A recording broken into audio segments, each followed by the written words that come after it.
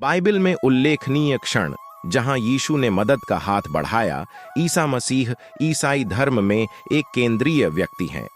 पृथ्वी पर उनका मिशन सुसमाचार का प्रचार करना, बीमारों को ठीक करना और अपनी दिव्यता प्रदर्शित करने के लिए चमत्कार करना था।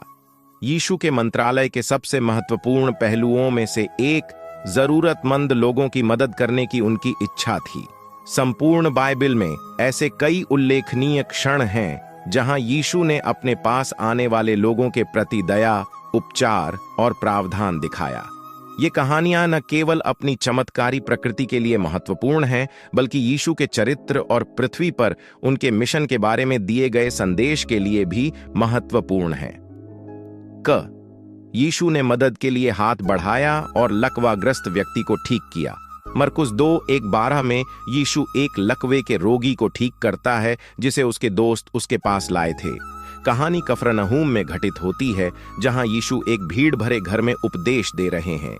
लकवाग्रस्त व्यक्ति के दोस्त उसे दरवाजे से अंदर लाने में असमर्थ हैं, इसलिए वे छत हटाकर उसे यीशु के पास ले आते हैं। उनके विश्वास को देखकर यीशु ने लकवे के रोगी से कहा कि उसके पाप क्षमा कर दिए गए हैं और फिर उसे उठने, अपना बिस्तर उठाने और चलने का आदेश दिया। वह आदमी तुरंत ठीक हो जाता है और भीड़ को आश्चर्यचकित करते हुए घर से बाहर चला जाता है। यह कहानी कई कारणों से महत्वपूर्ण है। सबसे पहले, यह शारीरिक बीमारियों को ठीक करने की यीशु की शक्ति को प्रदर्शित करता है।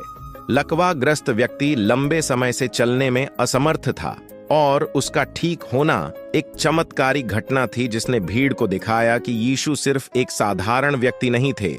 दूसरा, यह उन लोगों के प्रति यीशु की करुणा को दर्शाता है जो पीड़ित हैं। वह बस उस आदमी के पापों को माफ कर सकता था और उसे वहीं छोड़ सकता था, लेकिन उसने उसे ठीक करने का भी फैसला किया, जिससे पता चला कि उसे उस आदमी की शारीरिक भलाई के साथ साथ उसके आध्यात्मिक स्वास्थ्य की भी परवाह थी। यीशु मदद के लिए हाथ बढ़ाता है और 5000 लोगों को खाना खिलाता है। यूहन्ना 6:1-15 में यीशु केवल 5 रोटियों और 2 मछलियों से 5000 लोगों की भीड़ को खाना खिलाते हैं। कहानी गलील सागर के पास घटित होती है, जहां यीशु एक बड़ी भीड़ को उपदेश दे रहे हैं। जैसे जैसे दिन ढलता गया, शिष्य चिंतित हो गए कि लोग भूखे होंगे और सुझाव दिया कि यीशु उन्हें भोजन खोजने के लिए भेज दें। इसके बजाय यीशु ने उनसे कहा कि वे जो भी भोजन पा सकते हैं उसे इकट्ठा करें, और वह इसे आशीर्वाद देते हैं और भीड़ में वितरित करते हैं। हर कोई भरपेट खाने में सक्षम है और बचा हुआ भी है। ये कहानी कई कारणों से महत्वपूर्ण है। सबसे पहले, यह यीशु की उदारता और प्रावधान को दर्शाता है।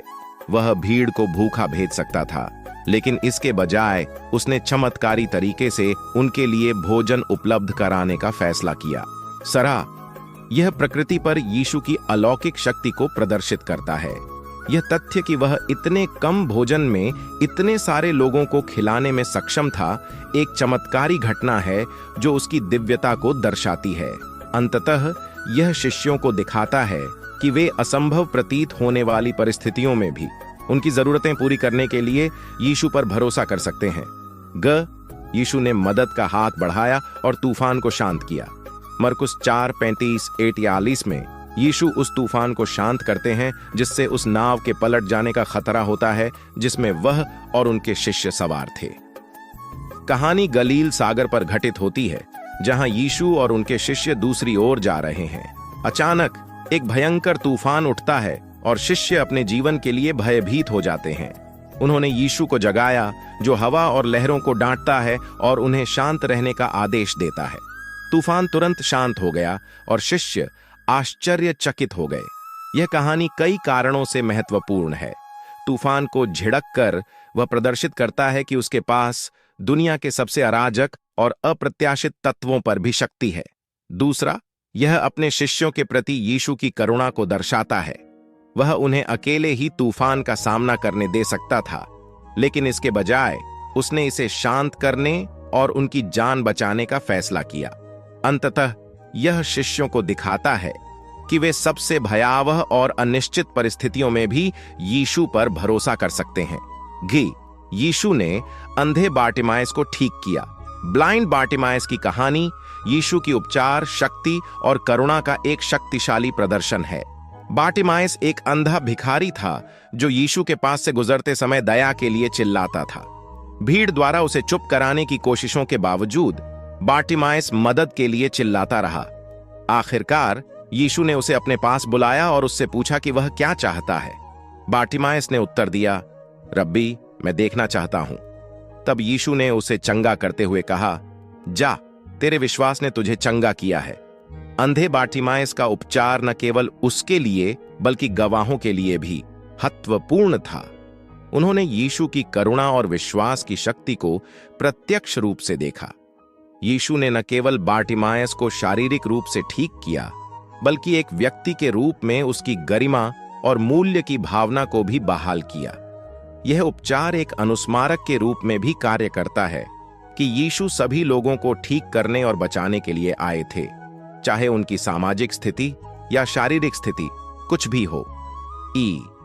यीशु ने लाजर को मृतकों में से जीवित किया। लाजर की कहानी यीशु के सबसे प्रसिद्ध चमत्कारों में से एक है।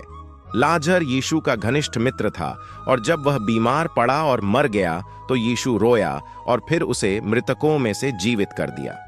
यह चमत्कार न केवल लाजर के लिए बल्कि उसकी बहनों और शोक मनाने वालों के लिए भी महत्वपूर्ण था। उन्होंने यीशु के प्रेम और करुणा की शक्ति देखी और देखा कि मृत्यु अंत नहीं है। लाजर के पुनरुत्थान ने यीशु के स्वयं के पुनरुत्थान का भी पूर्वाभास दिया, जो कुछ ही दिनों बाद आएगा।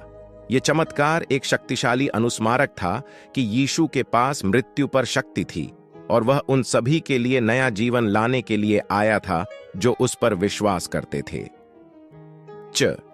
यीशु ने अपने शिष्यों के पैर धोए। यीशु द्वारा अपने शिष्यों के पैर धोने की कहानी उनकी विनम्रता और दूसरों के प्रति सेवा का एक शक्तिशाली उदाहरण है। इस कहानी में यीशु अपने शिष्यों के साथ अंतिम भोज की तैयारी कर रहे हैं जब वह अपना बाहरी वस्त्र उतारते हैं, अपनी कमर के चारों ओर एक तौलिया बांधते हैं और उनके पैर धोना शुरू करते हैं।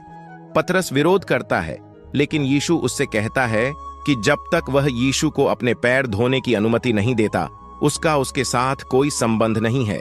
सेवा का यह कार्य न केवल शिष्यों के लिए बल्कि बाइबल के सभी पाठकों के लिए महत्वपूर्ण था।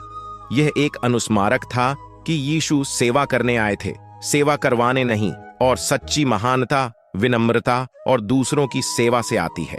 यह कृत्य उनके अनुयायियों के अनुसरण और अनुकरण के लिए एक उदाहरण के रूप में भी काम आया।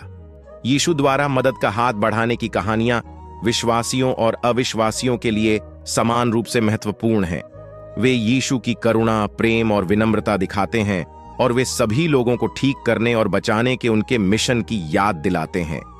ये कहानियां आज भी विश्वासियों को प्रेरित और मार्गदर्शन करती रहती हैं और यीशु के संदेश की सच्चाई के शक्तिशाली गवाह के रूप में काम करती है।